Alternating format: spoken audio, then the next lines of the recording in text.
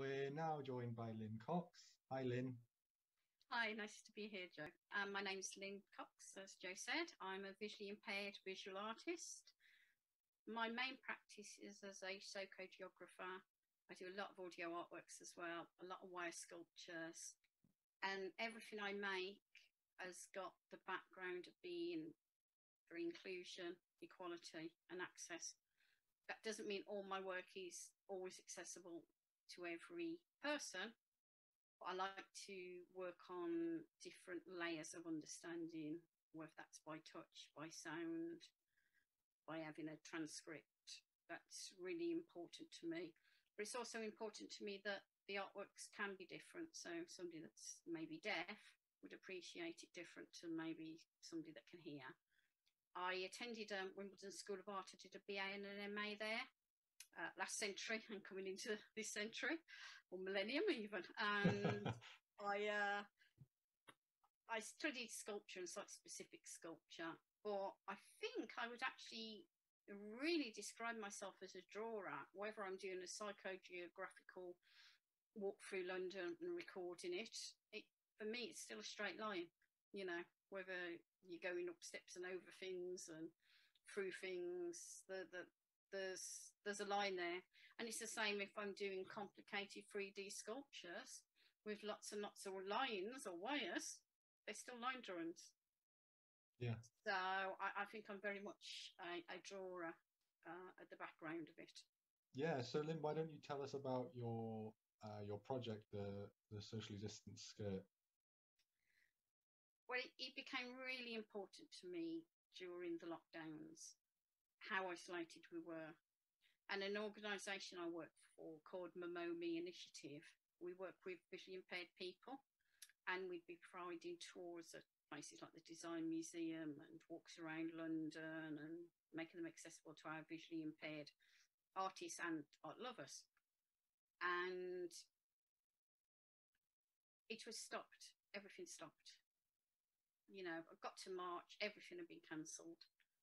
And myself and the gentleman that founded Momomi Initiative, Andrew Mashigo, thought we've got to do something.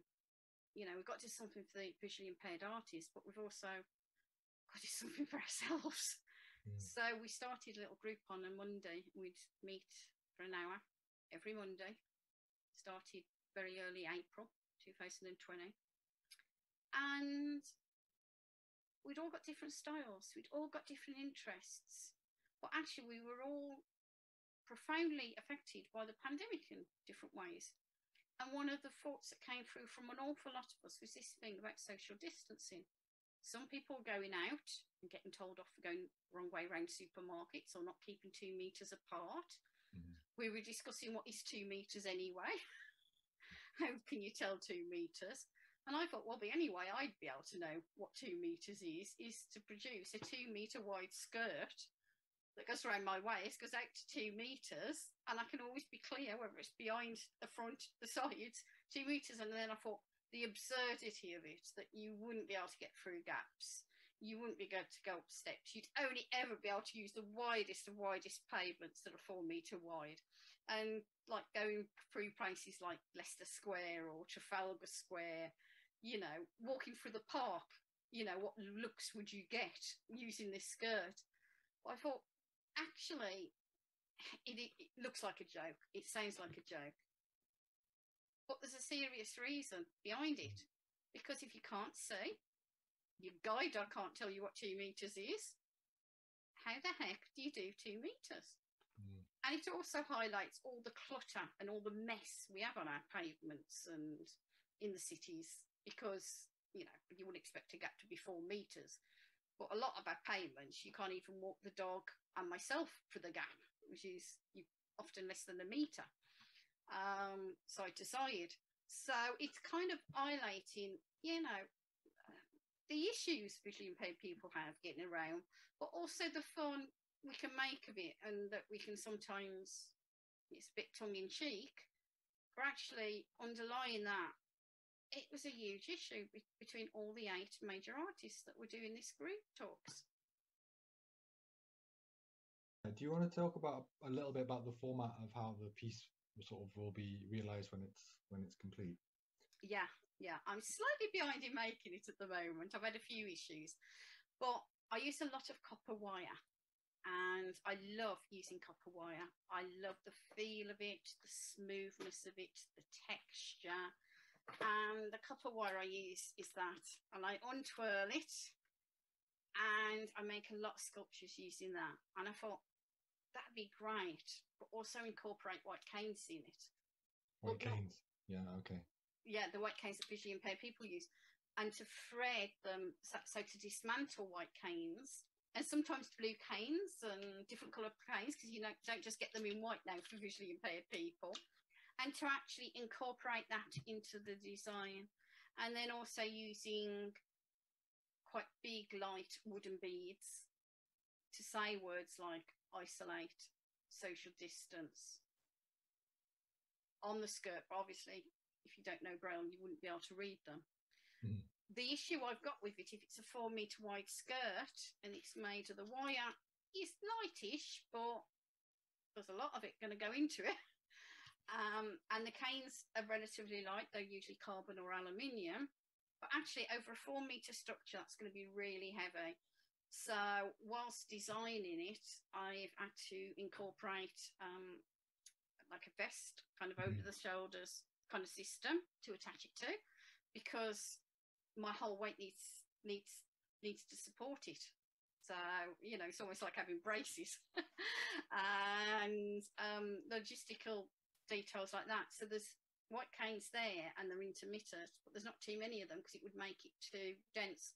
And also, while I was messing about with the logistics and the design issues, a lot of my wire sculptures are quite complicated and they're quite intense, and the wire, you know, weaves in and out each other, and it's really, you know, quite intriguing to look at. This one's going to be quite different because actually it's almost got to be an outlined wire structure. And then also making it, if I make it as a 4 metre wide, where the heck will I store a 4 metre wide skirt? So I've actually designed it in 12 elements, okay, 3 per a quarter. Yeah. And then I've also designed it so it folds in on itself, so it can be stored when it's not being exhibited, because that's the only thing making something that big. And, you know, this is my new studio, but, you know, it's only 2.5 meters by 6 meters. So I need to be able to store it efficiently, yeah, and hopefully exhibit it in different places. All the extra things that you never think about when you first conceive a project, aren't they? Especially storage. When it comes to larger sort of installation pieces, I know, having worked with artists before, everyone always forgets about, oh, what happens when we're finished with the project and what do we do with it? Yeah. We've got to store it for how long? It was one of the things actually I first thought of. How do I make it? How do I want to make it? Because very initially it was, oh, I'll do a huge 4 metre wide skirt. But as you say, not quite that easy. Yeah, yeah. And accompanying the skirt, so if you were presenting the work, you'd have the skirt and there's also a filmed element, is that right? That's it, yeah, yeah. So I've arranged with a video artist, so when the skirt is finally finished, we're going to go into London. We're going to do an early Sunday morning, and we are going to go in and we are going to do like by the London Eye, in Jubilee Gardens, Trafalgar Square, some iconic places, and just show the absurdity of me trying to move about in it. And I'm going to intermingle that with comments that people have given me and will give me via Zoom. So I was going to do a couple of interviews, and just how difficult they found the lockdown, and what is 2 meters to them. Mm-hmm. So it is going to have like a social commentary, but it's also going to be fun, because it's no good, you know, hitting somebody in the face. I don't know what 2 meters is. You know, I want it to be light-hearted, but just to highlight this and know that it's not just my voice, and it's not just other artists that are visually impaired voices. You know, I'm going to grab an whole load of voices from everywhere, and I've arranged with people. So I've got a whole group of people I'm going to do, and we're going to do some Zoom calls in the next month. And so that that performative side of it, when you're sort of out in the public, being That's Dom Jolly, scary. or Yeah, is that something you've done before? I've done a little bit of performance work, but I would say it's performance work in making an artwork. Mm-hmm. So I often use ropes and pins and things, and I've done drawings on the wall using ropes and pins, and done like cyclists and things like that. And that's been like people have been able to watch me. I wouldn't say I called it a performance piece, but I suppose it was. I mean, it takes me about 2 hours to do a decent sized wall drawing. Do you know what I mean? And they can see how I do it, how I measure it up, how I correct it. That's very different, I think, to actually moving about in something you've made and making a social commentary about it.